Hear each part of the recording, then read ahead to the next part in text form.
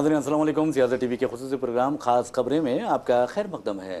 मैं मोहम्मद रियाज अहमद और मेरे साथी सैयद इस्माइल ज़बीउल्लाह। अस्सलाम वालेकुम। बहरहाल नाज़रीन, जहाँ तक खबरों का सवाल है, आप अच्छी तरह जानते हैं कि हम न सिर्फ मुकामी खबरों का अहाता करते हैं बल्कि जो इलाकाई खबरें होते हैं वो खबरें भी आपके सामने पेश करते हैं। कौमी खबरों को भी आपके सामने पेश किया जाता है। इसी तरह आलमी सतह पर सूरत हाल क्या रुख अख्तियार कर रही है, इस बारे में भी हम आपको बताते हैं।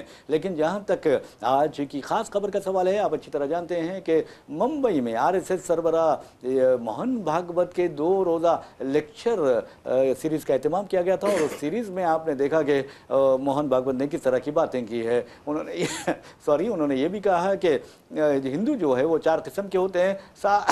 साथ ही आपको बता दूं कि उन्होंने तमाम हिंदुस्तानियों को हिंदू करार दिया। तो बहरहाल हमें उससे लेना देना नहीं है, लेकिन एक बात जो सबसे अहम है, सबसे अहम खबर है, वो ये है कि सावरकर को भारत रत्न इस मर्तबा दिया जाएगा और ये इशारा RSS सरबराह मोहन भागवत ने दे दिया है। अब सावरकर के बारे में आपको, दामोदर सावरकर के बारे में हम आपको बताते हैं कि आखिर वो क्या था, कैसे था, किस लिए था और किस तरह हिंदुस्तानी तारीख का एक मुतनाज़ा कैरेक्टर यानी मुतनाज़ा किरदार रहा है। तो इस बारे में हम आपको बताएंगे। तो बहरहाल पहले RSS सरबराह ने जिस तरह के लेक्चर सीरीज़ का एहतमाम किया, जिस तरह उन्होंने ख्यालात का इजहार किया, उसमें आपको बता दें कि इस मरतबा मुंबई में फिल्म स्टार्स की एक लंबी कतार थी जिसने उस लेक्चर सीरीज़ में शिरकत की है। 2 रोज़ा सीरीज़ में आपको बता दूं, लेक्चर सीरीज़ में कुछ लोग यानी मुंबई फिल्म इंडस्ट्री यानी हिंदी फिल्म इंडस्ट्री से ताल्लुक़ रखते हैं, उन्होंने पहले दिन शिरकत की तो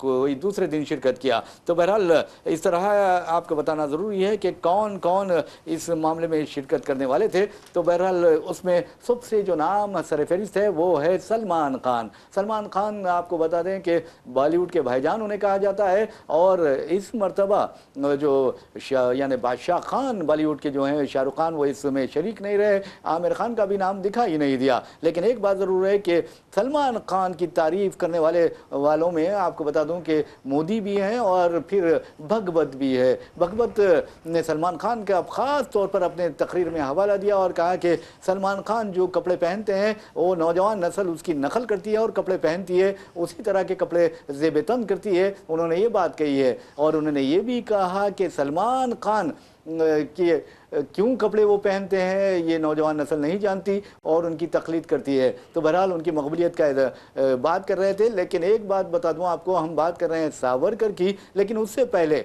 जो ख़ास खबर है वो ये है अदनान समी। अदनान समी आप देखेंगे ये पाकिस्तानी निज़ाद हैं और पाकिस्तान के रहने वाले हैं, लेकिन अब इन्होंने हिंदुस्तानी शहरियत भी इख्तियार कर ली है। और सबसे अहम बात है कि जो अदनान समी है उनके साथ उन्होंने खाना खाया। किसने खाना खाया? मोहन भागवत ने खाना खाया, RSS ने खाना खाया। और आपको ये बता दूं कि मोहन भागवत और ये RSS का जो नज़रिया है वो हिंदू राष्ट्र का नज़रिया है और वो नज़रिया सावरकर का भी है। और आपको ये बता दूं कि इन लोगों ने हिंदू राष्ट्र की वकालत की थी। तो बहरहाल आप कांग्रेस बरस पड़ी है मोहन भागवत पर और कहा है कि तुम अदनान समी के साथ खाना खाते हो, जबकि अदनान समी एक एंटी यानी सोशल एलिमेंट है, यानी कौम दुश्मन भी उन्हें करार दिया गया है। और उन्होंने कहा है, कांग्रेस ने पूरे दलाइल के साथ साबित किया है कि अदनान समी के वालिद पाकिस्तान फ़िज़ाइया के ओहदेदार थे, फ़िज़ाइया में पायलट थे और उन्होंने 1965 की हिंद पाक जंग में हिंदुस्तान के खिलाफ हिस्सा लिया था। और यहाँ तक कि पठानकोट जो वाक़या हुआ है उसमें भी उनका हाथ था। ये बात कांग्रेस ने कही है और मोहन भागवत को शर्म दिलाई है। लेकिन मोहन भागवत शर्माते हैं या घबराते हैं ये अलग बात है, लेकिन कांग्रेस ने उन्हें शर्म दिलाई है, उन्हें एहसास दिलाया है कि वो कौम दुश्मन अनासिर के साथ खाने खा रहे हैं, मज़े उड़ा रहे हैं और महसूस हो रहे हैं मुख्तलिफ डिशेज से। तो बहरहाल हम चलते हैं हमारे साथी इस्माइल ज़बीउल्लाह की तरफ और पूछते हैं कि कौम दुश्मन अनासिर के खिलाफ RSS बोलती है लेकिन फिर उनके साथ खाना खाती है, ये क्या है? देखिए रियाज साहब, RSS का ये वतीरा रहा है कि RSS के तमाम बयानबाजियाँ जो है वो हुब्बुल वतनी पर मुबन्नी होती हैं। जी। लेकिन जब अमली तौर पर RSS को कुछ करना होता है तो वो मुल्क के अंदर दरअंदाजों को ढूंढती है, वो मुल्क के अंदर जो है मुसलमानों की दुकानों पर लिखे हुए नामों को तलाश करती है। जी हाँ। वो जो है ऑटो ड्राइवर या टैक्सी ड्राइवर मुसलमान है या नहीं है वो तलाश करती है। डांडिया का जहाँ पर इनेकाद अमल में आता है, डांडिया के तकारीब जहाँ पर अमल में आते हैं, वहाँ पर खड़े होकर वो फहरिस्त तलाश करती है जिसमें मुसलमान है या नहीं है। एक शक्ल आरएसएस की ये है। आरएसएस और आरएसएस की तमाम मुहाजी तंजीमों की एक शक्ल ये है, क्योंकि नज़रिया आरएसएस से निकलता है, उस पर अमल जो है बजरंग दल, वीएचपी और जितने हिंदू युवा वाहिनी, जितने इस तरीके की तंजीमें हैं, वो उसको अमली जामा, वो नज़रिए को अमली जामा पहनाने का काम करती है। मोहन भागवत की हम जहाँ तक बात करेंगे, मोहन भागवत ने माजी से लेकर अब तक जितनी भी बयानबाजियाँ उन्होंने की हैं, उन्होंने मुल्क को तोड़ने का ही बयान दिया है। मुल्क को जोड़ने का उनका एक बयान भी आप कहीं पर नहीं बता सकते। जब भी उन्होंने मुंह खोला है, उनके मुंह से जहर निकला है।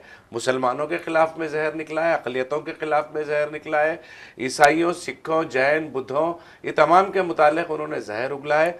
और फिर देखिए पंचतंत्र, आरएसएस का जो तर्जुमान किताब है जो शाये होती है आरएसएस की ज़ेरे निगरानी, पंचतंत्र का अगर आप मुतालिया करें, हिंदी में लिखी हुई किताब रहती है वो, अगर उसका आप मुतालिया करें तो आपको आरएसएस के नज़रिए के मुतालिक मालूम होगा।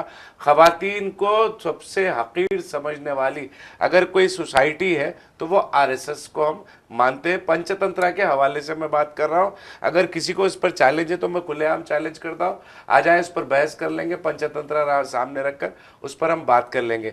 दलितों के मुतालिक आरएसएस का जो नज़रिया है वो मतलब रोशन है पूरा। वो जिस तरीके से दलितों को सिर्फ और सिर्फ घरों की सफाई, गंदगी की सफाई करने के लिए मुकर्रर उन्होंने किया है, तो ये आरएसएस का नज़रिया है। तो वो नज़रिए को अमली जामा ये लोग पहनाते हैं। अब आरएसएस के 100 साला तकारीब के ज़िमन में मुल्क के मुख्तलिफ हिस्सों में मोहन भागवत के लेक्चर्स हो रहे हैं और ये कोशिश की जा रही है कि आरएसएस के वो तमाम पुराने जो काले करतूत हैं, काला पानी में माफ़ी से लेकर, जो माफ़ी मांगने से लेकर अब तक जो जिस तरीके के काम इन्होंने किए हैं, उन तमाम की पर्दापोशी के लिए आरएसएस की 100 साला तकरीब का इनेकाद अमल में लाया जा रहा है। और उसी के ज़िमन में शहर के मतलब हिंदुस्तान के मुख्तलिफ शहरों में घूम घूम कर आरएसएस सरबराह लेक्चर्स दे रहे हैं। उसी लेक्चर का एक हिस्सा जो है ये मुंबई का भी यहाँ पर पेश आया है। तो वहाँ पर अगर बात की है अदनान समी यकीनन एक मुतनाज़ा शख्सियत है। हिंदुस्तान में वो पाकिस्तानी नज़ाद है, उन्होंने बरतानिया की शहरियत ली थी, बरतानिया की शहरियत से फिर हिंदुस्तान आए और हिंदुस्तान में भी उन्हें शहरियत मिल गई है। तो अब अपनी शहरियत को हिंदुस्तान में बचाने के लिए वो आरएसएस के सरबराह मोहन भागवत के पास आज भी खाना खा सकते हैं, या फिर किसी दूसरे बड़ा लीडर कोई अगर होता है तो हौसबले वगैरह भी हो तो उसके भी पैर पड़ने से वो गुरेज नहीं करेंगे अदनान समी। और सलमान खान की जहाँ तक बात है, देखिए बीजेपी और आरएसएस इन लोगों ने वो लोगों को, मुल्क की उन शख्सियतों को आसानी के साथ निशाना बनाया है जिसके सर पर कहीं ना कहीं कानून की तलवार लटक रही है। सलमान खान को भी मुख्तलिफ तरीक़ों से ब्लैकमेल करने का काम किया जाता रहा है, कि चाहे वो काले हिरन का शिकार का मामला रहो या फिर दूसरे बहुत सारे वो ड्रंक एंड ड्राइव का मामला रहो, हिट एंड रन का मामला रहो। तो ये तमाम मामलात में जो है सलमान खान कहीं ना कहीं थोड़ा सा ये कानूनी शिकंजे में मतलब फंसे हुए हैं। लेकिन हमने देखा है हालांकि सलमान खान का शुमार मोदी के करीबी रुफ़क़ा, वज़ीर आज़म नरेंद्र मोदी के करीबी रुफ़क़ा में होता है, उसके बावजूद भी कभी किसी सियासी जमात की तायीद में सलमान खान ने बयान नहीं दिया है। अब जिस तरीके से मोहन भागवत ने उनके लिबास को लेकर, उनके कपड़े पहनने को लेकर, नौजवानों के मुतासिर होने को लेकर अगर कुछ बयान दिया तो हो सकता है कि तवक्को ये मोहन भागवत को हो गई है कि कुछ बड़ा, क्योंकि सलमान खान फराग दिली में बड़े मकबूल है, खामोशी के साथ कुछ बड़ा चंदा जो है वो आरएसएस को वो दे दे, इस तरीके के भी हालात बन सकते हैं। मगर जहाँ तक आपने सावरकर को भारत रत्न अवार्ड की बात कही है, आपने इससे इससे कबल भी इशारा दिया था कि मोहन भागवत हो या आरएसएस के सरबराह हो या सावरकर हो, इन लोगों को आने वाले दिनों में भारत रत्न अवार्ड दिया जाना जो है कोई अचंभा नहीं होगा, कोई ताज्जुब की बात नहीं होगी, क्योंकि इनकी जो ज़ैली तंजीम है, सियासी तंजीम है आरएसएस की, वही इस मुल्क पर बरसरे इख्तिदार है। अगर जो वो जमात अगर बरसरे इख्तिदार है तो अपने आकाओं को खुश करने के लिए, अपने जो सरबराहान है उनको खुश करने के लिए इस तरह का इकदाम उठा सकती है। हालांकि अटल बिहारी वाजपेयी, अनजहानी अटल बिहारी वाजपेयी का भी ताल्लुक आरएसएस से बड़ा गहरा था। वो उन्होंने बहुत ही आरएसएस के लिए काम किया था, मगर बहैसियत वजीर आजम अटल बिहारी वाजपेयी ने आरएसएस को कभी इतना करीब हुकूमत के नहीं किया जितना 2014 के बाद आरएसएस हुकूमत के करीब में है। पैरेलल एक मुतवाज़िन तरीके से जो है हुकूमत चलाने का ये कांग्रेस की तरफ से भी इल्ज़ाम लगता है।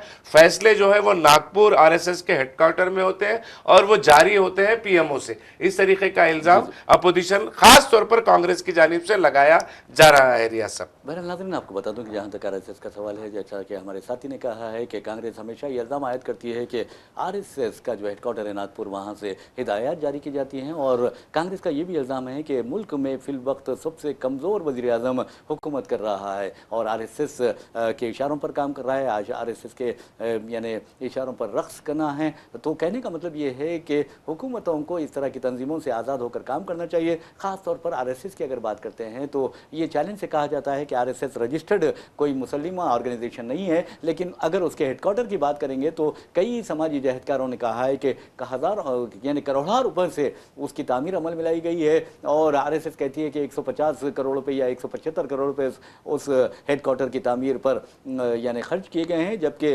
उससे 10-12 गुना ज़्यादा रकम खर्च की गई है। ये समाजी जहदकारों का दावा है। लेकिन जहाँ तक आप देखेंगे कि विनायक दामोदर सावरकर का सवाल है, ये एक मुतनाज़ा किरदार रहा है मुझे जंग आज़ादी का, और ये जो फिर यानी कौम परस्त होने का जो लोग दावा करते हैं, आरएसएस हो या आरएसएस की ज़ैली तंजीमें हो, आरएसएस की सियासी विंग हो, यानी बीजेपी, वो तमाम के तमाम सावरकर को वीर कहते हैं और कहते हैं कि नो ये मुजाहिद आज़ादी थे। जबकि आपको बता दूं कि ये मुतनाज़ा कैरेक्टर था, और आपको ये बताना भी ज़रूरी है कि सावरकर पर यह भी इल्ज़ाम था कि वो गांधी जी के कत्ल यानी बाबा कौम महात्मा गांधी जी के कत्ल की साजिश रचने वालों में से एक अहम किरदार था। और हाँ, ये अलग बात है कि अदालत ने उनसे बाद में बरी कर दिया था, लेकिन आज भी लोग गांधी के कातिल की जब बात आती है तो सावरकर का अभिनाम लेते हैं और नाथूराम गोडसे का नाम लेते हैं। लेकिन एक बात बता दूं कि सावरकर के बारे में ये भी कहा गया कि अदालत में उन्होंने नाथूराम गोडसे को पहचानने से इनकार कर दिया था। तो अब अंदाज़ा कीजिए कि मतलब निकल जाता है तो फिर पहचानते नहीं की बात हुई। और एक अहम बात यह है कि सावरकर के बारे में ये भी कहा जाता है कि 1927 से लेकर 1937 तक उन्होंने अंग्रेज़ों से अलाउंस हासिल किया और 60 रुपये माहाना उन्हें अलाउंस दिया जाता रहा, और 13 वर्षों तक उन्होंने ये अलाउंस हासिल किया, और अब उन्हें भारत रत्न देने की बात हो रही है। और मैं ये पूरे चैलेंज से कह सकता हूँ, पूरी जिम्मेदारी से कह सकता हूँ कि आने वाला जो भारत रत्न अवार्ड है उसमें सावरकर को जरूर शामिल किया जाएगा। और एक अहम बात बता दूं कि सावरकर ने 1911 और 1920 के दरमियान सेल्यूलर जेल यानी काले पानी से रिहाई पाने के लिए कई मरतबा माफ़ी नामे भी लिखे अंग्रेज़ों को, बराए मेहरबानी मुझे माफ़ कर दीजिए, मुझे माफ़ कर दीजिए, माजरत खाही की उन्होंने। तो आप अंदाज़ा कीजिए कि इस शख्स को भारत रत्न दिया जाने वाला है। हालांकि वो डॉक्यूमेंट भी है, हाँ, डॉक्यूमेंट किया गया है, वो तमाम माफी नामों को डॉक्यूमेंटेशन हुआ है उसका, जी। और वो बाज़ाब्ता शवाहिद के तौर पर वो मौजूद है, उसका मुतालिया भी किया जा सकता है। अब ये पब्लिक प्लेटफॉर्म्स पर भी वो ये आसानी के साथ दस्तियाब है वो तमाम जी। हमारे रबी साहब, आप देखेंगे कि सावरकर को भारत रत्न देने की बात की जाती है, और जो समाजी जहदकार है, जो हकीकी कौम परस्त है, वो कहते हैं कि सावरकर इस काबिल नहीं है कि उन्हें भारत रत्न दिया जाए। लेकिन बीजेपी हुकूमत है, ये कुछ भी कर सकती है, सावरकर को भारत रत्न दे सकती है। लेकिन शर्म की बात यह है, आपको बता दूं कि जब काले पानी की बात आती है, आप देखेंगे सेलुलर अगर जेल में अगर आप देखेंगे वहां पर सावरकर का एक रूम बनाया गया है, जबकि तकरीबन 30 वर्षों तक वहां पर कैद व बंद की जिंदगी गुजारने वाले, कैदोबंद की सोबतें बर्दाश्त करने वाले हैदराबाद के मौलवी अलाउद्दीन हैदर ये मक्का मस्जिद, तारीखी मक्का मस्जिद के इमाम थे, वो उन्होंने 30 साल वहाँ पर गुजारे। और आपको बता दूं कि अंग्रेज़ों के खिलाफ उन्होंने यानी बगावत का अलम बुलंद किया था और तुर्रेबाज खां के साथ उन्होंने अंग्रेज़ों जो रेसिडेंसी थी, ब्रिटिश रेसिडेंसी जो आज वुमेंस कॉलेज किंग कोठी है या वुमेंस यूनिवर्सिटी किंग कोठी है, वहाँ पर हमला किया था 500 मुजाहिदीन के साथ, मुजाहिदीन आज़ादी के साथ। और उस वक्त उन्हें उनके यानी पेशानी पर और उनके बाजू पर गोली लगी थी और उन्हें फालिज भी हो गया था। और काले पानी की सज़ा पाने वाले पहले मुजाहिद आज़ादी थे। लेकिन शर्म की बात है, कांग्रेस हुकूमत ने भी उन्हें भारत रत्न नहीं दिया और बीजेपी हुकूमत से तवक्को भी नहीं की जा सकती, जबकि उन्होंने, आप देखेंगे कि 30 साल कोई वहाँ पर रहता है, काले पानी की सज़ा पाता है, और वो भी पहला कैदी जो काले पानी की सज़ा पाने वाला, कोई मामूली बात नहीं है। शर्म की बात यह है कि ना पार्लियामेंट में उनका पोर्ट्रेट है, ना असेंबलियों में उनका पोर्ट्रेट है। और आप अंदाजा कीजिए कि अगर कांग्रेस फरामोश कर देती है तो क्या मुस्लिम अरकान पार्लियामेंट का यह फर्ज नहीं बनता कि एक ऐसे मुस्लिम मुजाहिद आजादी के लिए लड़े जिन्होंने काले पानी की सजा पाने वाले पहले हिंदुस्तानी मुजाहिद आजादी होने का एजाज हासिल किया था। और आपको बता दूं कि 1857 में जब गदर हुए थे, यह वाकया पेश आया था। चीदा खान को गिरफ्तार कर लिया गया था, उनके साथियों को गिरफ्तार कर लिया था, यहाँ के अंग्रेज ब्रिटिश रेसिडेंसी में रखा गया था।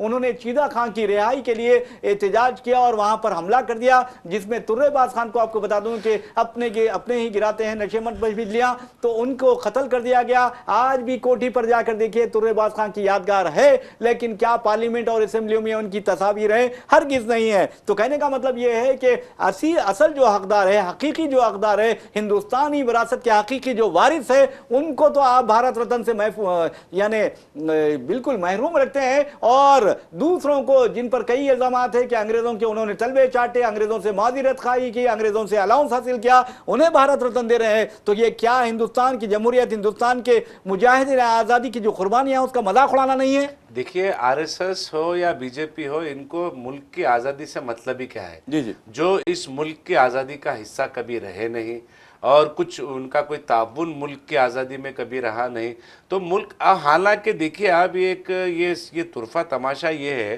कि जब अंग्रेज़ों की हुकूमत थी और पूरा ये अखंड भारत, जब हिंदुस्तान, पाकिस्तान और बांग्लादेश वगैरह पूरा हिंदुस्तान का ही हिस्सा था, तो उस वक्त जब इंतखाबात हो रहे थे, जनसंघ ने मुस्लिम लीग के साथ ताउन किया और इलेक्शन लड़ा, हुकूमत बनाई। और वही लोग जो है आज जो है मुसलमानों के खिलाफ में जहर उगलने का काम कर रहे हैं।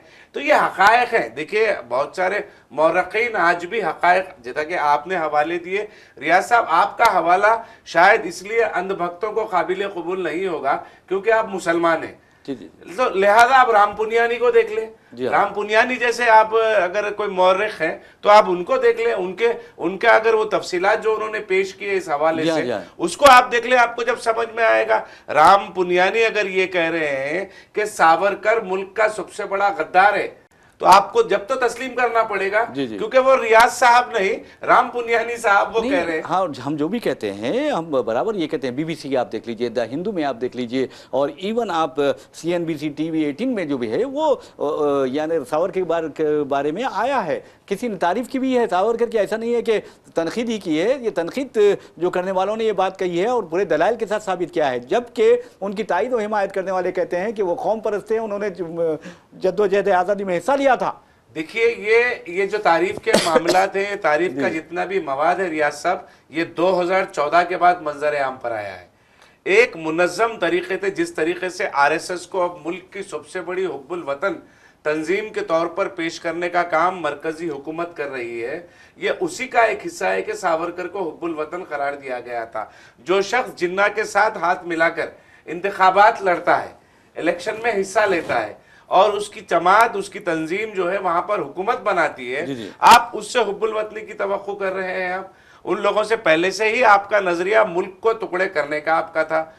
महात्मा गांधी का जो कातिल है नाथूराम गॉडसे की सरपरस्ती एक बड़ी तफसील है पूरी हो। ये रिकॉर्ड है, ये डॉक्यूमेंट है, ये आप अगर मुतालिया कर सकते हैं तो करें, हकीकत को जानने की कोशिश करें। आरएसएस कभी मुल्क से मोहब्बत आरएसएस को कभी नहीं रही। आरएसएस ने हमेशा मनुस्मृति को इस मुल्क पर नाफिज करने की कोशिश की, और वो जो आर्यंस जो क्या बोलना चाहिए, इजारादारी है, माइंडसेट वो आर्यन माइंडसेट और इजारादारी है, उसको नाफिज करने की यहाँ पर कोशिश मुसलसिल की जाती रही। और देखिए, बामसेफ एक ऐसी तंजीम है जो इन तमाम हकायक को हिंदुस्तान भर में घूम घूम कर फिर कर ये तमाम हकायक को अवाम के सामने लाने का काम अभी भी कर रही है। तो आप वो हकायक को जानने की कोशिश करें। नजरियात की बुनियाद पर अगर यकीनन इख्तिलाफ अगर हो सकता है तो हुब्बुल वतनी की बात जहां पर है, तो जितनी कुर्बानियां मुसलमानों ने इस मुल्क के लिए दी है, देखिए अंग्रेजों के खिलाफ सबसे पहला जो कंट्रोवर्शियल वर्ड बनाया गया है, लैंड जिहाद, थूक जहाद, यूपीएससी जहाद वगैरह जहाद, ये तमाम जहाद जो बनाया गया है, उसी जहाद का हवाला, उसी पहला फतवा अंग्रेजों के खिलाफ अगर किसी ने दिया है तो वो दारुल उलूम देवबंद का फतवा है। उलमाए देवबंद ने ये काम किया है। सूलियों पर लटकाए गए उलमाओं की, लाखों उलमाओं की लाशें जो है, दिल्ली से लेकर लाहौर तक के जितने सड़क पर जितने दरख्त होते हैं, वो दरख्तों पर लाशें लटकी हुई रही थी। लेकिन आप जाके देखिए, आपने इससे पहले भी कहा, मैं दोबारा वो बात को दोहरा रहा हूं, अगर समझ में नहीं आ रहा है तो आप इंडिया गेट पर जाएं, इंडिया गेट पर कुंदा नामों को आप तलाश करें, वहां पर जो नाम खुदे हुए उन नामों को पढ़ें आप, उसमें कितने मुसलमान हैं, कितने मुसलमानों ने मुल्क की आजादी से पहले से लेकर मुल्क की आजादी के बाद तक 1965 तक अपनी कुर्बानियां, अपने जानों की कुर्बानियां दी हैं। बहरहाल नाज़रीन, आपको बता दूं, खुशवंत सिंह एक बहुत बड़ा नाम है अदब का, अंग्रेज़ी अदब का बहुत बड़ा नाम है, हिंदुस्तान में उन्हें जाना जाता है। लेकिन आनजहान ही खुशवंत सिंह का कहना था कि हिंदुस्तान की जंग आज़ादी में अगर किसी ने सबसे ज़्यादा कुर्बानियाँ दी थी वो मुसलमान हैं। तो ये बहुत अहमियत रखता है। वैसे भी नाज़रीन, हम फ़ख्र कर सकते हैं कि हमारे आबा व अजदाद ने अपने वतन के लिए अपनी जानों का नजराना पेश किया। जैसे कि इस्माइल ज़बीउल्लाह ने भी कहा है कि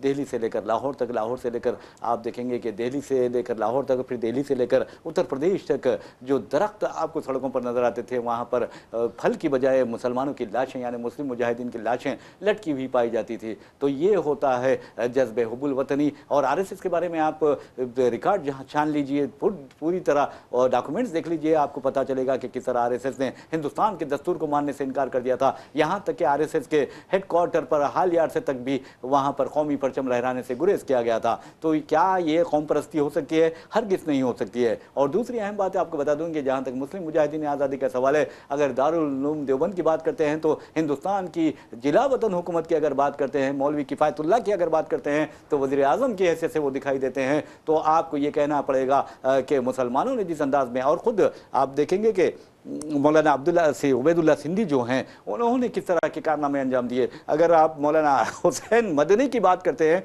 तो आप देखिए कि किस तरह के उन्होंने कारनामे अंजाम दिए, यानी जंग आज़ादी के लिए आज वो जमीयत उल उलमा के सामने शक्ल में आपके सामने खड़ी है। तो बहरहाल कहने का मतलब ये है कि आज वो लोग जो कल के गद्दार थे, आज इख्तिदार के मज़े अगर लूटते हैं तो इसमें कोई हैरत की बात नहीं है। लेकिन कौम परस्ती की अगर बात आती है तो मुसलमानों का कोई मुकाबला नहीं कर सकते, ये पूरे चैलेंज से कहा जा सकता है। लेकिन फिर भी कहता हूं, ये घर हमारा है और ये हिंदुस्तान एक हमारे घर की तरह है, जिसमें मुख्तलिफ अफराद रहते हैं, मुख्तलिफ मज़ाहिब के मानने वाले, मुख्तलिफ तहजीबों की नुमाइंदगी करने वाले। यही तो हिंदुस्तान की गंगा जमनी तहजीब है, यही तो उसकी खूबी है। तो बहरहाल बॉलीवुड की हम बात कर रहे थे, तो बहरहाल वहाँ पर आपने देखा कि किस तरह मोहन भागवत ने के जो लेक्चर सीरीज़ है उसमें भागवत के साथ जिस अंदाज में इंटरेक्ट हुआ, इन लोगों का इंटरेक्शन हुआ बॉलीवुड के अहम शख्सियतों का, उसमें अदनान समी भी थे। और अदनान समी पर कांग्रेस ने तनकीद की और कहा कि अदनान समी वो है जो हिंदुस्तान के दुश्मन का बेटा है और हिंदुस्तान के खिलाफ उसने यानी पायलट की हैसियत से खिदमत अंजाम दी थी। तो ऐसे में अदनान समी के साथ अगर भगवत खाना खाते हैं तो ये अच्छी बात नहीं है। नाज़रीन, आपको बता दूं कि जहाँ तक इस सीरीज़ में शिरकत का सवाल है, सलमान खान उसमें शामिल थे, रणबीर कपूर से लेकर अक्षय कुमार और फिर करण जौहर और विकी कौशल, और इसके साथ आप देखेंगे कि रवीना टंडन भी मौजूद थी। सुभाष घाई अगर डायरेक्शन की तरफ देखेंगे, या फिर मनीष तिवारी जो है, सतीश तिवारी जो नीतीश तिवारी है, और फिर उसके बाद देखेंगे ओम रावत है, विक्रम मल्होत्रा है, मधुर भंडारकर और गीतकार परसून जोशी शामिल है। लेकिन एक बात ज़रूर है कि आज ये इल्ज़ाम आयद किया जाता है कि बॉलीवुड को भी जहर से रंग दिया गया है, फिरका वाराना रंग में भिगो दिया गया है और उसे भी ज़ाफ़रानी रंग देने की कोशिश की गई है, और मुसलमानों के जो कैरेक्टर्स होते हैं वो इंतहाई नफरत अंगेज कैरेक्टर में पेश किया जा रहा है। तो ऐसे में सवाल ये पैदा होता है कि आखिर नसीरुद्दीन शाह को मधु क्यों क्यों नहीं किया गया? यकीनन देखिए, नसीरुद्दीन शाह को मदऊ अगर करते तो नसीरुद्दीन शाह सवाल पूछ लेते आरएसएस जी से। हाँ, आरएसएस सरबराह जो मोहन भागवत है, उनसे नसीरुद्दीन शाह सवाल पूछ जी लेते हाँ। कि भाई आप ये जो मुल्क में नफरत का जो माहौल बना हुआ है, उस पर आप क्यों नहीं कहते, उसको रोकने की कोशिश क्यों नहीं करते। इस तरीके का सवाल जो है नसीरुद्दीन शाह कर लेते। और जहाँ तक हाल बॉलीवुड की बात आपने कही है रियाज साहब, देखिए ये रही है कोशिश हर जगह पे। अगर किसी रियासत के सियासतदान को अपने किस्मत चमकाना है तो वो मुसलमानों के खिलाफ बात करता जी है। हाँ। अगर फिल्म इंडस्ट्री में अपना नाम अगर ऊंचा करना है, आपको भी कोई अच्छा नेशनल अवार्ड लेना है, तो फिर आप भी इसी तरीके की फिल्में, मसाला फिल्में बनाएंगे मुसलमानों के खिलाफ जहर उगलने का। तो आप देखिए, हुब्बुल वतनी भी के पर भी हमने बात की, तो हुब्बुल वतनी पे जो फिल्में बनती हैं उसमें टारगेट किया जाता है एक पड़ोसी मुल्क को। हालांकि आप इस पर फिल्म बना सकते हैं, चाहे तो आप चाइना से आपके मुकाबले चल रहे हैं, आप फिल्म बना सकते हैं उस पर। सलमान खान की एक फिल्म आ रही जी, है, गलवान आ रही है, ठीक है, हाँ। लेकिन उसमें वो हकायक को नहीं पेश कर सकते। जी, जी। देखिए, अगर हकायक को पेश करेंगे तो फिर यकीन मानिए फिल्म बंद हो जाएगी। जी हाँ, जी। सलमान खान को भी मजबूर होकर जो है वो हकायक को पोशीदा रखना पड़ेगा। जिस तरीके का खिलवाड़ चाइना की फौज ने हमारे फौजी भाइयों के साथ किया है, किस बर्बरियत के साथ उन्हें शहीद किया है, उसको वो हकीकत को पेश नहीं कर सकते। तो फिल्मों को भी अगर आपका मुकाबला अगर है तो आप सिर्फ पाकिस्तान पर क्यों फिल्में बनाती हैं, आप चाइना पर भी फिल्में बनाइए। चाइना से जो हमारे मुकाबले हो रहे हैं उस पर भी फिल्म बनाए, लेकिन अगर वो फिल्में बनाएंगी तो चलेंगी नहीं। तो पोलराइजेशन का एक नया टूल, इसको कह सकते हैं हम, पोलराइजेशन का एक नए हथियार के तौर पर जो है ये फिल्मों को भी मुसलसल इस्तेमाल किया जाता रहा है, सोशल मीडिया को इस्तेमाल किया जा रहा है। तो आप इसको एक ये तरीका समझे, मुसलमानों को जो जिस तरीके से छवि खराब कर कर बिगाड़ कर बनाई जाती है। बहुत सारी फिल्में आई है, मुस्लिम मुआशरे पर बनाने की बात करते हैं, जरा कि मतलब एक से कसरत अज़दवाज पर फिल्में बनी है, बुरखे पर फिल्में बनी है, 3 तलाक पर फिल्में बनी है। वो तमाम फिल्में जो है वो हकीकत से वो हकीकत का कोई ताल्लुक नहीं है उससे। यहाँ पर कश्मीर फाइल्स बनी, बंगाल फाइल्स बनी, केरला फाइल्स बनी। अब देखेंगे कि जो कश्मीर फाइल्स, बंगाल फाइल और केरला फाइल के डायरेक्टर है, क्या वो एप्स्टीन फाइल्स के ऊपर भी फिल्म बनाते हैं, जेफरी एप्स्टीन पे? तो ये हकायक जो है ये हकीकत पेश नहीं कर सकते, तोड़ मड़ोड़ कर हकायक को पेश करने का ये आदी हो गए। शायद हो सकता है कि उनके सर पे भी सीबीआई ईडी की जो तलवारें हैं वो लटक रही है असल में। लेकिन एक बात ज़रूर है, जैसे कि अगर आप मुसलमानों के खिलाफ फिल्म बनाते हैं तो फिर आप बहुत ही जल्द शोहरत भी पाते हैं। मिसाल के तौर पर 72 हो रहे हैं जो है, आप अंदाज़ा कीजिए कि किस तरह मजाक उड़ाया जाता है। सब उड़ाने की बात नहीं है, आखिर हकीकत में ये लोग मुतालिया करेंगे दीन इस्लाम का तो इन्हें पता चलेगा कि हकीकत क्या है और ये किस राह पर गामजन है। वैसे भी नाज़रीन आपको बता दूँ कि जहाँ तक आरएसएस सरबराह मोहन भागवत का सवाल है, तो यकीन मानिए कि मोहम्मद दीपक ने जो काम किया है वो उससे आरएसएस सरबराह को भी सीखना चाहिए कि किस तरह इंसानियत नफ़रत के ख़िलाफ़ उठ खड़ी होती है, यानी मोहब्बत नफ़रत के ख़िलाफ़ उठ खड़ी होती है। और जो मोहब्बत उठ खड़ी होती है तो फिर नफ़रत के जो सौदागर होते हैं, मौत के जो सौदागर होते हैं, वो उनके सामने टिक नहीं सकते। तो बहरहाल आरएसएस सरबराह को बहुत चीज़ें सीखने की ज़रूरत है। और बार बार ये कहते हैं कि जो हिंदू हैं, तमाम हिंदुस्तानी हिंदू है। और अफसोस की बात यह है कि आपको बता दूं कि अगर ये जो कौम परस्त हैं, अपने आप को जो कौम परस्त करार देते हैं, उन्हें ये बताना ज़रूरी है, क्योंकि इनके जो नॉलेज है बहुत ही नाक़िस नॉलेज होती है। तो बताना ये है कि जो हिंदू लफ्ज़ है ये एक पर्शियन वर्ड है, फ़ारसियों ने, ईरानियों ने ये वर्ड दिया था हिंदू, और आप ये बड़े फ़ख्र से अपने आप को हिंदू कहते हैं। तो मैं समझता हूँ कि ये फ़ारसी वर्ड अगर इनको मालूम हो जाए कि ये वर्ड फ़ारसी है, ये पर्शियन वर्ड है, ये ईरानियों ने दिया है, तो इससे भी नफ़रत करने लगेंगे। ये एक सवाल है। तो आपको बताने का मकसद ये है कि हर चीज़ को मज़हब के आईने से नहीं देखना चाहिए, हिंदुस्तान की तरक्की के हिसाब से देखना चाहिए, अपने मुल्क को आगे बढ़ाने की कोशिश करनी चाहिए और इंसानों की इज्जत और एहतराम करना चाहिए। आरएसएस सरबराह बहुत बड़ी बातें करते हैं, अखलाक की बातें करते हैं, किरदार की बातें करते हैं। तो ये चैलेंज से कहता हूँ कि अगर आरएसएस सरबराह में हिम्मत है तो फिर वो ये ऐलान कर दें कि आज से मैं रिज़ाइन करता हूँ, मेरी 75 साल उम्र हो चुकी है और ये अब आरएसएस की जो सरबराह बनेगी वो एक खातून बनेगी, लेकिन खातून को वो और आरएसएस की सरबराह नहीं बनाएंगे। ये मेरा चैलेंज है। या फिर आरएसएस सरबराह की आपको बता दूं कि 100 साल तकारीब ये मना रहे हैं, 100 साल तकारीब के दौरान क्या कोई दलित आरएसएस का सरबराह बना है? आप मुझे बता दीजिए। ये पूरे चैलेंज के साथ मैं कह सकता हूँ कि हरगिज ये दलित को सरबराह नहीं बनाएंगे। और आपको बता दूं कि अगर बीजेपी का सरबराह कोई दलित बनता है बंगारू लक्ष्मण, तो फिर उसका हाल क्या करते हैं देखिए आप। वो रिश्वत सतानी के इल्जाम में यानी बदनवानी के इल्जाम में उसे उसका मुकाम तक पहुंचा दिया जाता है। तो ये होता है। अगर आरएस बीजेपी जो आरएसएस की विंग है, सियासी विंग, वो अगर एक दलित को, एक कबायली को सदर जमहूरिया के बावकार ओहदे पर फायज करती है, लेकिन आपको बता दूं कि राम मंदिर के इफ्तिताह की जब बात आती है तो इन दोनों को दूर रखा जाता है। इससे बढ़ के कोई शर्म की बात है? यकीनन कोई शर्म की बात नहीं है, यकीनन बहुत बढ़िया, ये अफसोसनाक बात है। आप अखलाकियात की बात कर रहे हैं, आरएसएस सरबराह मोहन भागवत की, आरएसएस की अखलाकी गिरावट का अगर आपको मुशाहिदा करना है तो नादरीन, आरएसएस की तो जो किताब है पंचतंत्र आप पढ़े। पंचतंत्र इतनी अखलाकी गिरावट का पूरा, उसमें वाज़े तौर पर उनकी अखलाकी गिरावट आपको नजर आ जाएगी। इस तरीके की बातें उसमें लिखी जाती हैं, इस तरीके का मवाद पेश किया जाता है कि आप अखलाकी गिरावट की इंतहा उसको हम कहेंगे।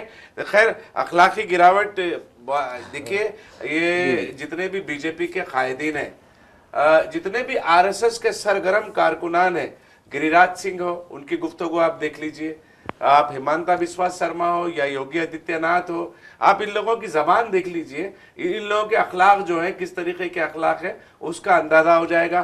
खवातीन को लेकर बीजेपी कायदीन के माजी में जितने बयानात है, आप गूगल, हजरत गूगल अब आपके सामने है, आप सर्च कर लीजिए, आपके सामने आ जाएंगे वो तमाम चीजें।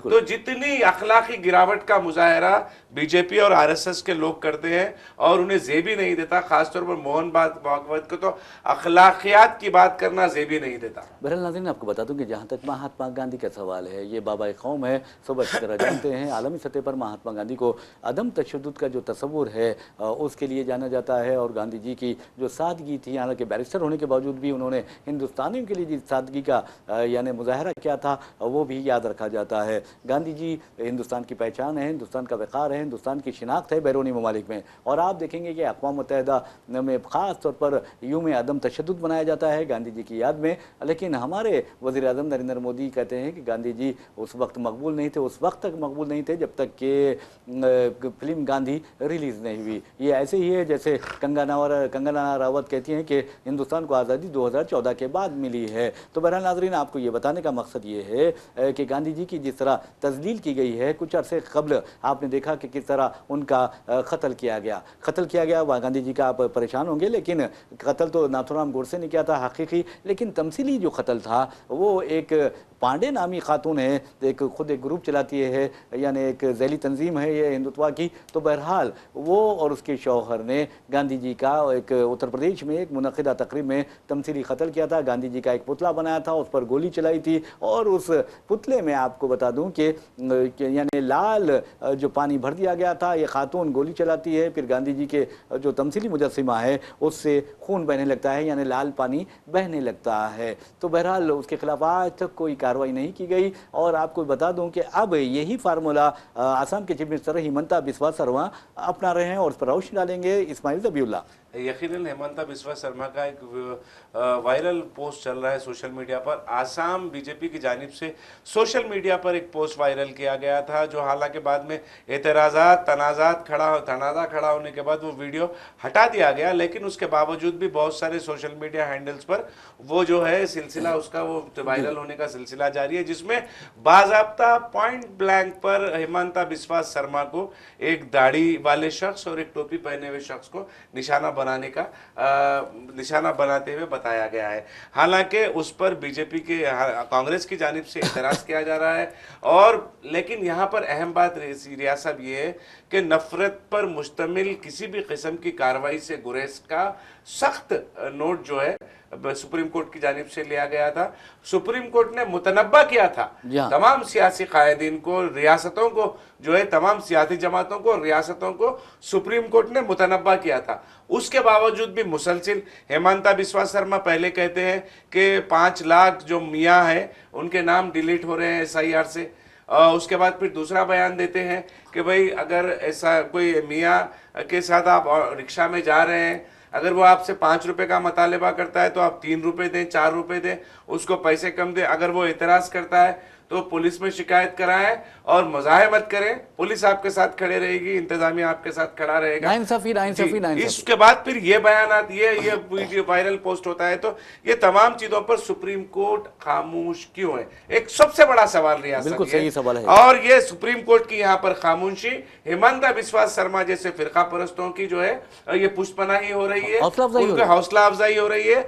और अगर आने वाले दिनों में उस पोस्ट की बुनियाद पर जो आसाम बीजेपी ने की है, कि अब पोस्ट किया था जिसको डिलीट कर दिया गया बाद में, अगर आसाम में किसी भी किस्म का इंतशार होता है, फिरके वाराना फसाद होता है, तो उसका जिम्मेदार कौन होगा? ये अदालतें होंगी जो खामोशी अख्तियार किए हुए इस तरीके की कार्रवाई पर, या फिर मरकजी हुकूमत होगी? देखिए, मरकजी हुकूमत को तो कोई लेना देना नहीं है, खाली इलेक्शन जीतना उनका मतलब है। बंगाल के बगैर पूरे मुल्क में बीजेपी की जीत नाकारा है, बेकार है, इस तरीके का बयान अगर अमित शाह देते हैं, वजीर आजम देते हैं, तो फिर उनका इंटेंशन क्या होगा समझ लीजिए। खाली किसी सूरत से मगरिबी बंगाल जीतना है उनको, आसाम में दोबारा हुकूमत में आना है, तो अदालतों की खामोशी जो है यहाँ पर, यह सब एक सबसे बड़ा सवाल है। मेरी सुप्रीम कोर्ट से मेरा सवाल है ये कि क्या सुप्रीम कोर्ट मुतनब्बा करने के बाद भी आसाम के चीफ मिनिस्टर की ये कार्रवाई, इस तरीके के बयानात, क्या उनको घेरे में नहीं लेते? क्या उनके खिलाफ कानूनी कार्रवाई नहीं होनी चाहिए? क्या हिमंता बिस्वा शर्मा को जेल नहीं जाना चाहिए? सुप्रीम कोर्ट से मेरा यह सवाल है। बहरहाल नाज़रीन, आपको बता दूं कि अगर कोई मुसलमान इस तरह की बात करता तो मैं समझता हूं कि फौरी उसे जेल की सलाखों के पीछे ढकेल दिया जाता। और आपको अंदाजा कीजिए कि सुप्रीम कोर्ट ने किस अंदाज में तमाम रियासती वजारत दाखिला, यानी जो वजीर दाखिला होते हैं रियासती, उन्हें ये मैसेज दिया था कि अगर कोई चेल अंगेजी करे तो उसके खिलाफ कार्रवाई की जाए और उसे बख्शा ना जाए, यानी हेट स्पीचेस को लेकर। और ये कहता है कि मियाँ के तकरीबन 5 लाख मियाँ के नाम काट दिए जाएंगे, तो इसका मतलब ये है कि आपके ज़ेर असर, यानी बीजेपी के ज़ेर असर इलेक्शन कमीशन काम कर रहा है। क्या इलेक्शन कमीशन की आज़ादी पर यह सवाल नहीं उठता? क्या ये इशारा नहीं मिलता कि इलेक्शन कमीशन और बीजेपी में, जैसा कि राहुल गांधी ने और ममता बनर्जी ने इल्ज़ाम आयद किया है कि इनमें हेरा मैच फिक्सिंग होती है और ये मिले जुले होते हैं, नेक्सस है, गठजोड़ इनके दरमियान पाया जाता है? क्या ये सही बात साबित नहीं होती? ये सोचने वाली बात है। आज हिमंता बिस्वा शर्मा सुप्रीम कोर्ट को चैलेंज कर रहा है, अदालतों को चैलेंज कर रहा है, और अदालतें खामोशी इख्तियार किए हुए हैं। और ऐसी खामोशी जैसे कि वो बेबस हो, मजबूर हो। आखिर अदालतें क्यों मजबूर है,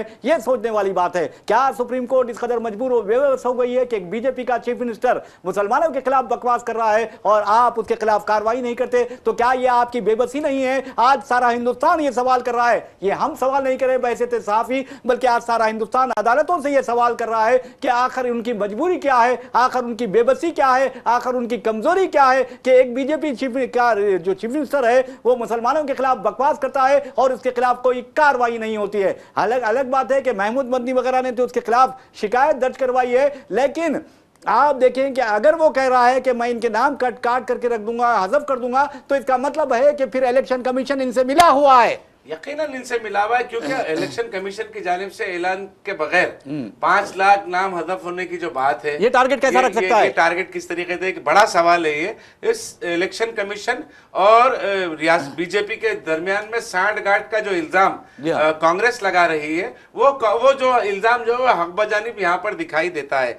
रियाज साहब, मौलाना महमूद मदनी हो या प्रोफेसर अपूर्वा आनंद हो, ये 2 लोगों के खिलाफ मतलब 100 मुकदमात दर्ज करने की धमकी उसने दी, हिमंता बिस्वा शर्मा ने दी है।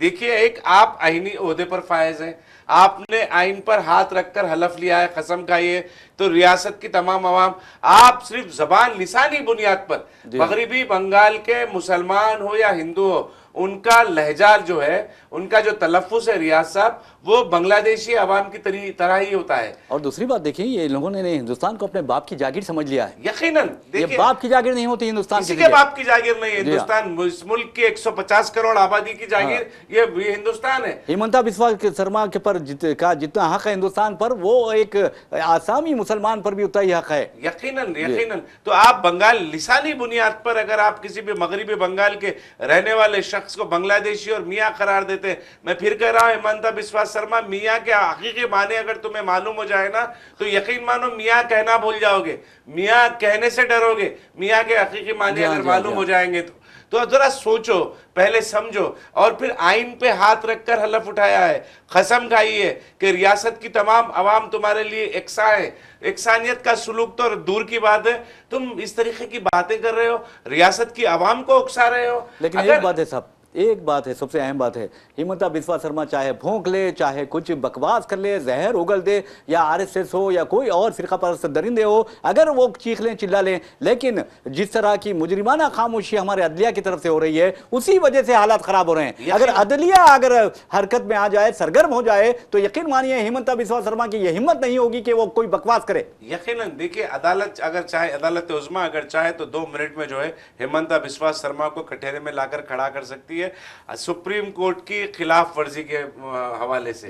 आज खुद नोट सुमोटो कार्रवाई कर सकती है सुप्रीम कोर्ट अगर चाहे तो। यहाँ पर अदालतों पर जो आवाम का आज भी यकीन है, उस यकीन को बरकरार रखने के लिए, उस यकीन में तक़वियत पैदा करने के लिए, उस यकीन को मज़ीद मजबूत करने के लिए अदालतों को आज खुद लौट लेना चाहिए। हिमंता बिस्वा शर्मा और इस तरीके के जितने भी जहर उगलने वाले लोग हैं, कोई भी कम्युनिटी से हो, किसी भी मजहब से हो, जो भी जहर मुल्क की फिजा को मुकद्दर करने की कोशिश कर रहे हैं, फिरका परस्ती की बुनियाद पर मुल्क को तकसीम करने की कोशिश कर रहे हैं, उन तमाम के खिलाफ में एक मर्तबा अगर सुप्रीम कोर्ट कार्रवाई करती है, अस खुद नोट लेती है, तो फिर यकीन जाने मुल्क में दोबारा कभी कोई सियासी लीडर बेलगाम जो होकर बात नहीं करेगा। बहरहाल नाज़रीन, आपको बता दूं कि जहां तक सुप्रीम कोर्ट का सवाल है या हमारे अदालतों का सवाल है, इस बारे में आप देखेंगे ना सिर्फ नेशनल लेवल पर, कौमी सतह पर, बल्कि इंटरनेशनल लेवल पर भी शुकूक व शुबात का इजहार किया जा रहा है। अदालतों को यह साबित करना होगा कि फिरका परस्त दरिंदे हिंदुस्तान को नुकसान पहुंचाने की जो कोशिश कर रहे हैं, हिंदुस्तान की गंगा जमनी तहजीब को नुकसान पहुंचाने की कोशिश कर रहे हैं, या फिर आपने देखा कि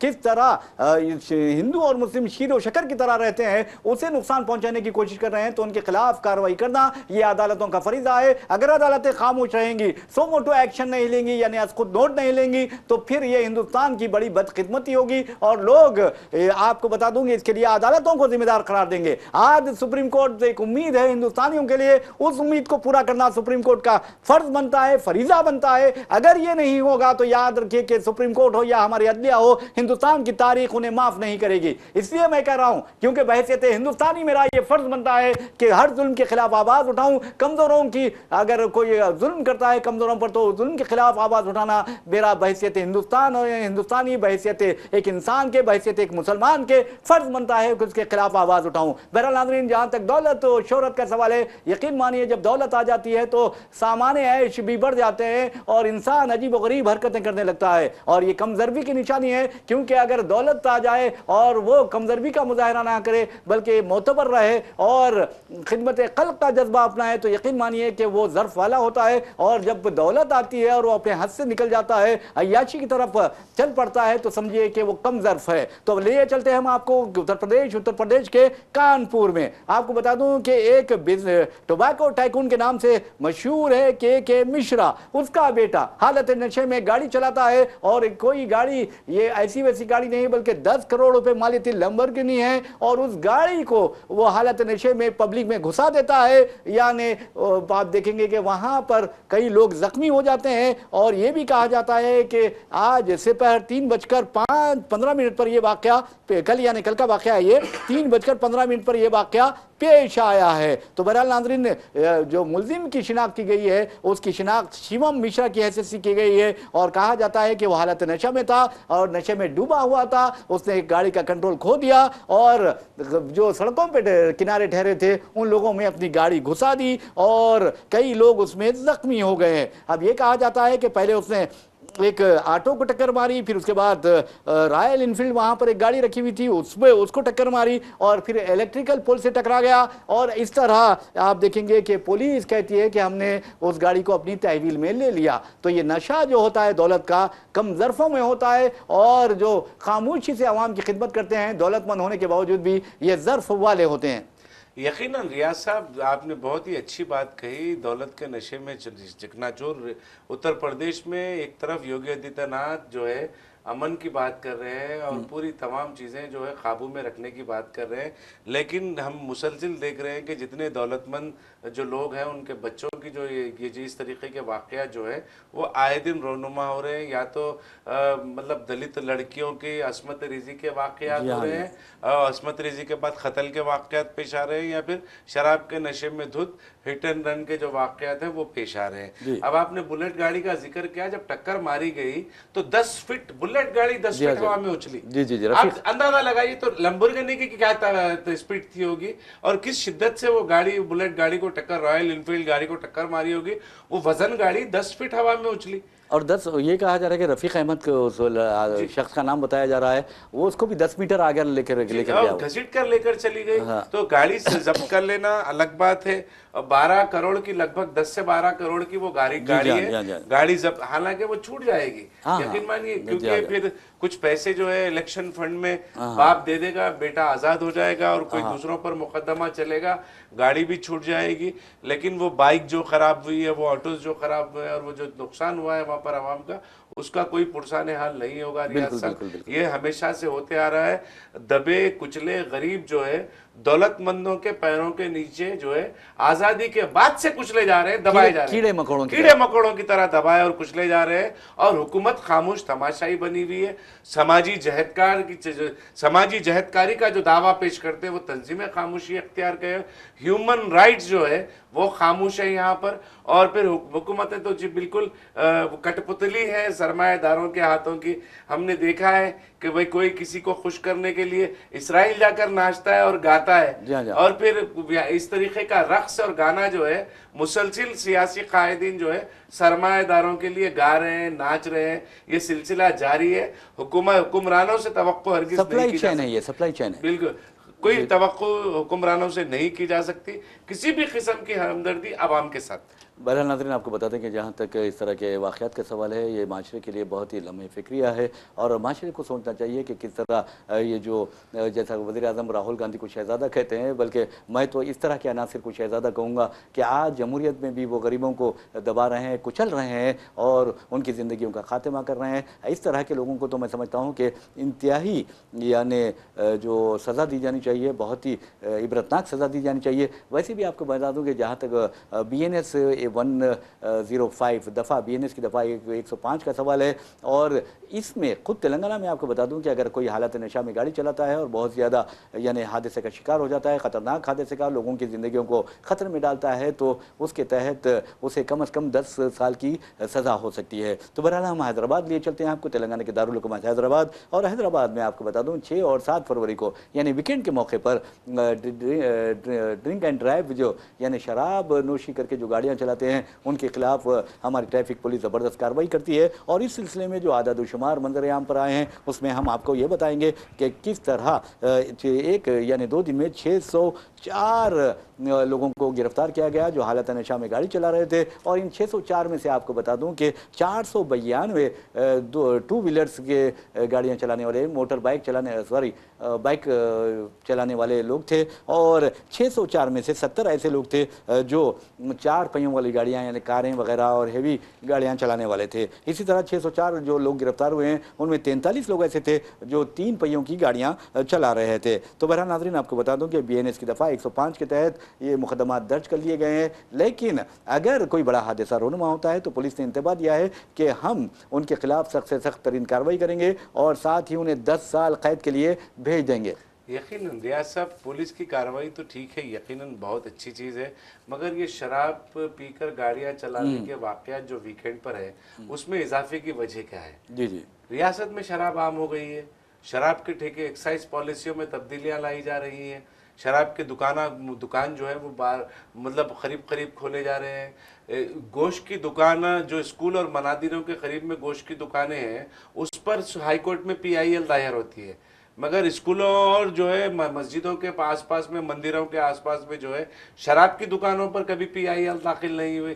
सितम ज़रीफ़ी है रियासत की, हालांकि उम्मुल खबाइस, जी उम्मुल खबाइस इसको कहा जाता है, गोश्त की दुकान किसी मंदिर या स्कूल के पास में तो उसके खिलाफ में पीआईएल आती है, लेकिन शराब की दुकानों पर जो है पीआईएल नहीं आती। तो वो रियासत में जहां पर शराब की दुकानें मसाजिद या मनादिर या स्कूलों के पास अगर है तो उसके खिलाफ पीआईएल नहीं आती, तो वहां पर इस तरीके के वाकयात जो है, मुकदमात जो है दर्ज होंगे, यकीनन बीएनएस के तहत होंगे। और फिर ये शराब नोशी के जो वाकयात हैं, बढ़ता शराब कल्चर, बढ़ते मंशियात के आदि जो लोग हो रहे हैं, मंशियात के जो कल्चर तेजी से बढ़ रहा है तेलंगाना में और खास तौर पर हैदराबाद और हैदराबाद के मज़ाफ़ात में, वो जराइम में इजाफे का सबसे बड़ा सबब है। रियासत साहब, हुकूमत को अगर जराइम कम करना है तो सबसे पहले शराब और मंशियात पर कंट्रोल करना चाहिए। यह रेवेन्यू यकीनन बहुत ज्यादा जनरेट हो रहा है, लोगों को क्या है, लोग पिएंगे, गाड़ी चलाएंगे, चालान बन देंगे, लेकिन उससे होने वाले जो नुकसानात है वो नुकसानात का भी जायजा हुकूमत को लेना चाहिए। आप रेवेन्यू के चक्कर में शराब की दुकानों पर इम्तना आयद करना, 10 बजे बंद कर दिए जाने चाहिए शराब की दुकानें, खास तौर पर वीकेंड्स पे जो है वो अगर शराब की दुकानें 10 बजे बंद हो जाती है तो ये 604 जो लोग गिरफ्तार पकड़े गए हैं ड्रंक एंड ड्राइव में, वो मामलात में कितनी तेजी के साथ कमी आएगी आप देख लीजिए एक बार। नाज़रीन, आपको बता दूं कि जहाँ तक शराब की दुकानों का सवाल है, एक अहम मसला है। ख़ास तौर पर आप शहर के मुख्तलिफ मकामात पर देखेंगे या ओल्ड सिटी में देखेंगे तो शराब की जो दुकानात है वो स्कूल से करीब है और मसाजिद से करीब है, मंदिरों से करीब है। तो ऐसे जो इबादत गाहों के करीब शराब की दुकान नहीं रखनी चाहिए, ये कवायद हैं। इसी तरह 500 मीटर जी जी बाज़ाब्ता हाई कोर्ट के और सुप्रीम कोर्ट के ऑर्डर्स है रियासत, 500 मीटर। मगर मैं आपको ऐसी 500 मिसालें बता देंगे तो 50 मीटर के दायरे के अंदर है स्कूल, मसाजिद और मनादिर के। बिल्कुल बिल्कुल, शराब वहाँ पर बिक रही है। आप छोटे छोटे बच्चे जाते हैं, उनके जहनों पर क्या असरात मुरतब होते होंगे आप खुद अंदाज़ा कर सकते हैं। वैसे भी अब हैदराबाद हो फैशन के नाम पर और यानी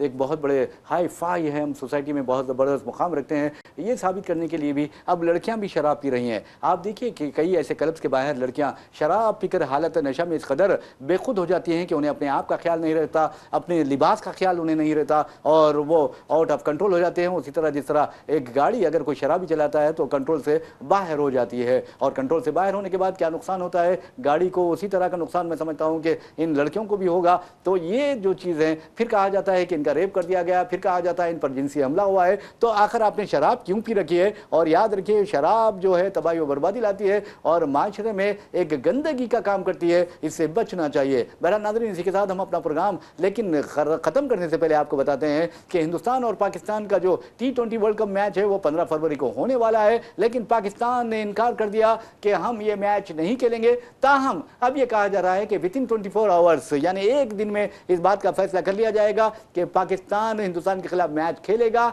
या नहीं खेलेगा, क्योंकि श्रीलंका से लेकर ICC जो है, इंटरनेशनल क्रिकेट काउंसिल है, उसने भी पाकिस्तान से रिक्वेस्ट की है कि बराए मेहरबानी हिंदुस्तान के साथ मैच खेलिए वरना हमारा बहुत ज़्यादा नुकसान होगा। तो बहरहाल नाज़रीन, इस खबर के बारे में भी हम बताएंगे आपको बाद में, लेकिन क्योंकि वक्त हो चुका है इसलिए हम अपना प्रोग्राम खास खबरें इख्तिताम को पहुंचाते हैं। अपने मेज़बान मोहम्मद रियाज अहमद और मेरे साथी सैयद इस्माइल ज़बीउल्लाह को इजाज़त दीजिए।